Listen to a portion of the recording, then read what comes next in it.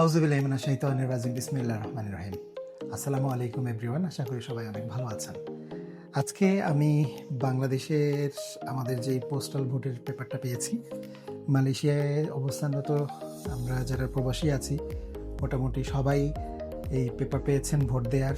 So এখানে আমার ballot আছে, আমার আসন হচ্ছে ঢাকা 12 এবং আমি ইনশাল্লাহ এবার নতুন বাংলাদেশে নতুন করে ভোট হতে যাচ্ছে।